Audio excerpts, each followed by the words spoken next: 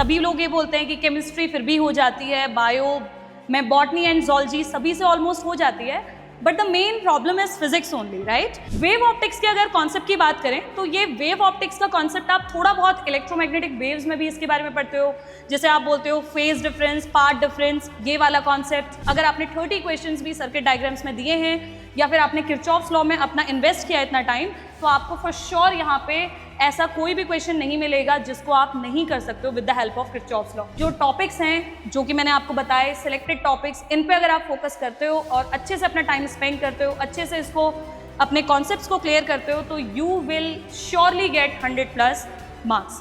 Hello Michu, how are you? I hope you all are doing well. So myself Bhavna Joshi and I am the NEET Physics faculty at Dehradun Vidyapeeth.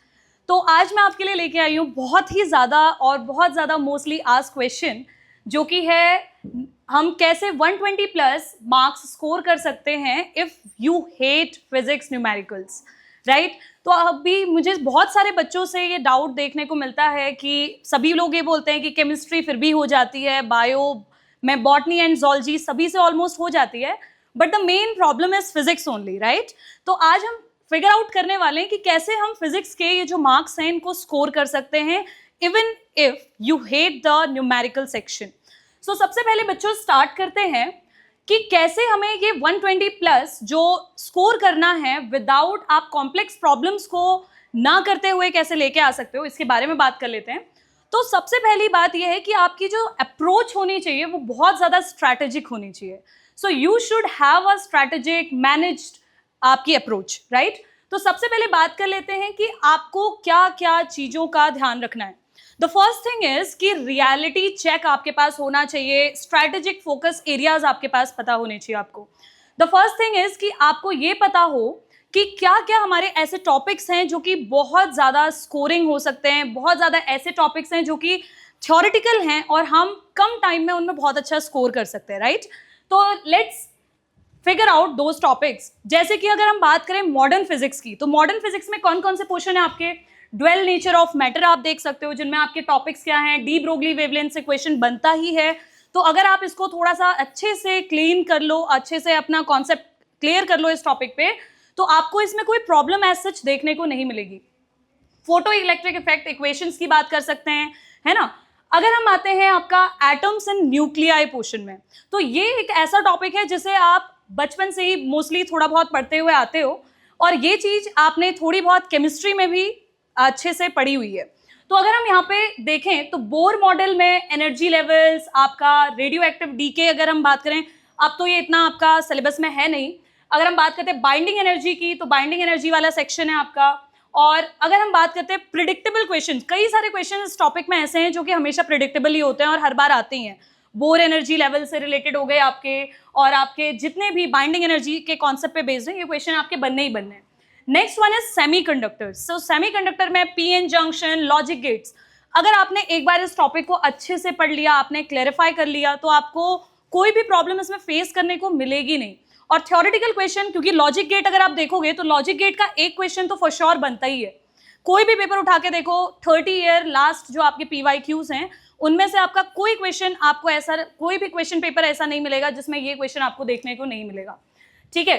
Next आ जाते हैं optics and thermodynamics. तो optics की अगर बात करें तो optics is अपना अकेले में ही एक ऐसा टॉपिक है जो कि आपका हाई वेटेज टॉपिक में आता है। तो रे ऑप्टिक्स में आपको मास्टरी कैसे करनी है, आप यहाँ पे रे डायग्राम्स अच्छे से पढ़िए, आप अपना कॉन्सेप्ट क्लियर कीजिए, आप अपना जो ये फॉर्मूलाज हैं, मिरर फॉर्मूला, लेंस फॉर्मूला, ये सारी चीज़ों को अगर आप क्लियर करते हो, इससे रिलेटेड कुछ सिंपल क्वेश्चंस भी अगर आप करते हो, तो आपको वो चीज़ बहुत क्लैरिफाई हो जाएगी। आपका ये जो जितने भी एक्यूरेट ड्राइंग्स हैं जो कि आपकी रे डायग्राम पे बेस्ड होती हैं, इमेज फॉर्मेशन पे बेस्ड होती हैं, ये आपको बहुत अच्छे से देखनी है।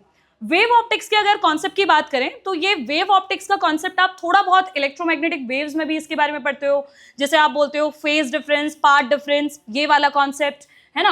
एंड नेक्स्ट अगर हम बात करें इंटरफेरेंस पैटर्न्स के बारे में, ठीक है, स्लिट्स वगैरह के बारे में, ये सारी चीजें अगर आपको क्लियर हैं तो आप यहाँ पे भी थ्योरी के बेसिस पे ही अच्छे मार्क्स लेके आ सकते हैं। सो अगर हम बात करते हैं अब थर्मोडायनेमिक्स की, तो थर्मोडायनेमिक्स आपने देखा है कि आपने केमिस्ट्री में भी पढ़ी हुई है और फिजिक्स में भी आप पढ़ते हो। सो बेसिकली जो इसमें सबसे इंपॉर्टेंट एंड कॉमन पार्ट है, दैट इज आपका पीवी ग्राफ, वीटी ग्राफ और आपका पीटी डायग्राम्स। ये जितने भी ग्राफ्स हैं, इंडिकेटर डायग्राम्स वगैरह, ये आपके दोनों ही चैप्टर्स में, अगर आप बात करते हैं केटीजी में और आपके साथ ही साथ में थर्मोडायनेमिक्स में, दोनों में ही कॉमन है, और साथ ही साथ में आपने केमिस्ट्री में भी पढ़ा है, ठीक है। एंड देन अगर हम बात करते हैं आपके गैस लॉज की और साथ में आपकी थर्मोडायनेमिक प्रोसेसेस की, ये भी आपके तीनों ही पार्ट्स में आपकी क्या है, कॉमन है, ठीक है। नेक्स्ट अगर हम बात करते हैं आपका डायमेंशनल एनालिसिस के बेसिस पे ही आप अधिकतर क्वेश्चंस ऐसे हैं जिनके ऑप्शंस को आप क्या कर सकते हैं, एलिमिनेट कर सकते हैं। अधिकतर क्वेश्चंस ऐसे होते हैं जो कि आप नहीं जानते उनके आंसर्स, तो आप क्या करोगे, आप सबसे पहली प्रोसेस अपनी क्या यूज कर सकते हो, प्रॉब्लम सॉल्विंग मेथड जो है आपकी, the first one is dimensional analysis से अपने ऑप्शंस को एलिमिनेट करना। सेकेंड, ग्राफ इंटरप्रिटेशन स्किल्स अगर आपकी अच्छी हैं, आपको पता है कि किस ग्राफ से हमें क्या चीज मिलती है, किसके एरिया से हमें क्या मिलता है, किसके आपका जो अगर हम स्लोप निकालते हैं तो स्लोप से आपको क्या मिलता है, वो सारी चीजें आप यहां से इंटरप्रेट करके क्लियरली ये पता कर सकते हो कि कौन सा ऑप्शन आपका इनमें से करेक्ट होगा। Next is the elimination strategy. अब देखो एलिमिनेशन स्ट्रेटेजी के लिए आपको क्या करना है, तो फर्स्ट थिंग इज आपको ये पता हो कि उस कॉन्सेप्ट का लॉजिक क्या है, या फिर आपको उस कॉन्सेप्ट के बारे में क्लियरली सारी चीजें पता हो, तो आप इस स्ट्रेटेजी का यूज करके अपने ऑप्शंस में से एटलीस्ट 4 ऑप्शन में से ये फिगर आउट कर सकते हो कि आपका कौन सा ऑप्शन इनमें से बिल्कुल भी नहीं होगा और कौन कौन से ऑप्शंस ऐसे हैं जिनकी पॉसिबिलिटी हो सकती है, ठीक है। नेक्स्ट अगर हम बात करें आपके वेटेज वाइज, तो देखिए वेटेज वाइज ओनली अगर हम मॉडर्न फिजिक्स और ऑप्टिक्स में अगर आपका कॉन्सेंट्रेट करते हैं तो we can see that optics and modern physics सिर्फ अकेले में ही 30 मार्क्स का वेटेज रखती हैं, और यही तो एक आपको चाहिए है कि आप यहां से इन 2 चैप्टर से ही अगर आप थोड़ा सा इन पे फोकस करते हैं तो आप 30 मार्क्स यहीं से स्कोर कर सकते हैं। नेक्स्ट थर्मोडायनेमिक्स, जैसे कि अभी हमने बात की थी कि कई सारे टॉपिक्स आपके क्लैश करते हैं, बिल्कुल कॉमन होते हैं, तो वहां पे अगर आपने फोकस किया है तो आप थर्मोडायनेमिक्स में अच्छा स्कोर कर सकते हैं। इलेक्ट्रोस्टैटिक्स की अगर मैं बात करूं तो इलेक्ट्रोस्टैटिक्स में आपने देखा होगा ग्रेविटेशन एंड इलेक्ट्रोस्टैटिक्स में बहुत सारी चीजें ऐसी हैं जो कॉमन है।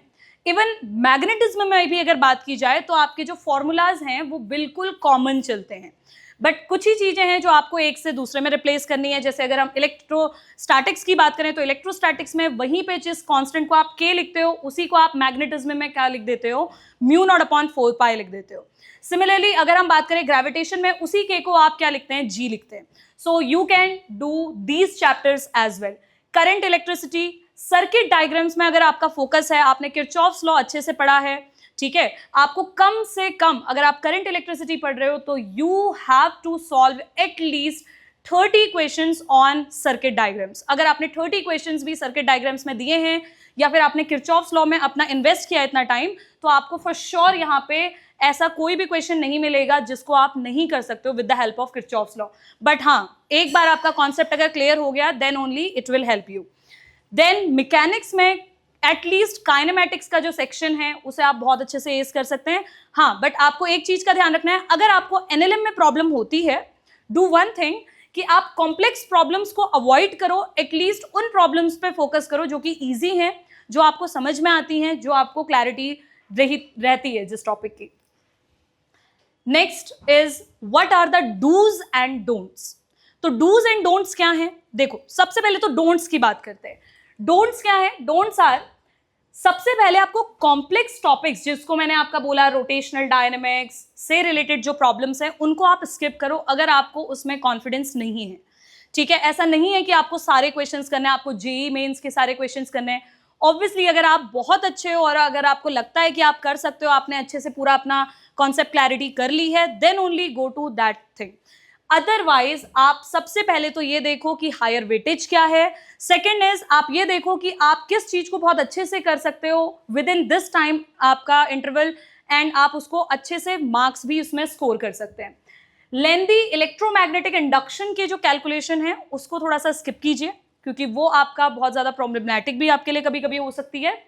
मल्टी स्टेप मैकेनिक्स न्यूमेरिकल्स, मैंने अभी जस्ट आपको बताया कि आपको जो भी एनएलएम के या मैकेनिक्स के आपके ऐसे क्वेश्चंस हैं जो कि लेंदी हो सकते हैं, कॉम्प्लेक्स हो सकते हैं, अवॉइड दैट और फोकस ऑन दोज थिंग्स जिनको आप अच्छे से कर सकते हो एंड यू आर कॉन्फिडेंट कि आपके उसमें 4 मार्क्स बनने ही बनने हैं, ठीक है। And then difficult SHM problem solving, क्योंकि देखो एसएचएम हालांकि इतना ज्यादा कोई आपका डिफिकल्ट टॉपिक नहीं है, बट आपको क्या करना है, आप इस टॉपिक को अगर ऐसे क्वेश्चंस देखोगे जैसे कि फेजर डायग्राम से बेस्ड कभी कभी आपके ऐसे क्वेश्चंस आते हैं जो कि काफी कॉम्प्लेक्स होते हैं, तो आपको क्या करना है, उन क्वेश्चंस को अवॉइड करते हुए उन क्वेश्चंस पे ध्यान देना है जिनमें आप अच्छे मार्क्स स्कोर कर सकते हैं और आपको कॉन्फिडेंस हो, ठीक है। नेक्स्ट इज, अगर हम इंटरफेरेंस की बात करें तो वहां पे कभी कभी आपको कुछ डिफिकल्ट क्वेश्चन देखने को मिल सकते हैं, तो जस्ट डू दोज थिंग्स जिसपे आप कॉन्फिडेंट हैं। जैसे अगर हम बात करें व्हाट आर द डूज की, तो डूज में सबसे पहली चीज जिसमें आपकी मास्टरी है, जिन टॉपिक्स पे आपकी मास्टरी है हमेशा उस पर फोकस कीजिए। जिन क्वेश्चंस को आप, जिन सब्जेक्ट्स को, अगर हम फिजिक्स की बात करते हैं तो फिजिक्स में आपका जो जो टॉपिक्स आप बहुत अच्छे से तैयार करके आए हो सबसे पहले उन पे फोकस करो। लॉजिक गेट्स अगर आपने अच्छे से पढ़ा है तो फॉर श्योर आपका वो 4 मार्क्स तो कंफर्म है, ठीक है। Thermodynamic processes and PV diagrams, हमेशा इन पे आपको फोकस करना ही है क्योंकि ये दोनों सब्जेक्ट्स में आपके काम आने वाले हैं।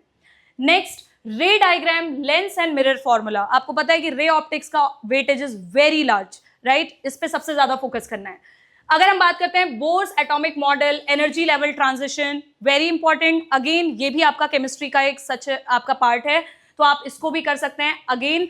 देन मॉडर्न फिजिक्स में अगर बात करें तो photo electric effect and de Broglie wavelength, right. तो इस तरीके से आपको क्या करना है, सबसे पहली बात जो भी पढ़ रहे हो उसे बहुत डीप डाइव करके पढ़ना है। ऐसा नहीं है कि सारी चीजें कंप्लीट करनी है, कम टाइम है तो हमारा इतना ज्यादा सिलेबस तो नहीं हो पाएगा अब, तो आपको क्या कोशिश करनी है कि आप जितना भी पढ़ रहे हो उसे डीप डाइव करके पढ़ो। अपने कुछ सब्जेक्ट में जो टॉपिक्स हैं जो कि मैंने आपको बताए, सिलेक्टेड टॉपिक्स, इन पे अगर आप फोकस करते हो और अच्छे से अपना टाइम स्पेंड करते हो, अच्छे से इसको अपने कॉन्सेप्ट्स को क्लियर करते हो, तो you will surely get 100+ marks, ठीक है। और आपको क्या करना है, सबसे एक important point, at least take 30 years के प्रीवियस क्वेश्चन पेपर्स, ठीक है। इन पेपर्स को आप सॉल्व कीजिए, आपको एक क्लैरिटी मिल जाएगी कि कौन कौन से ऐसे क्वेश्चन है जो कॉमन है, जो हर बार आपको देखने को मिल रहे हैं।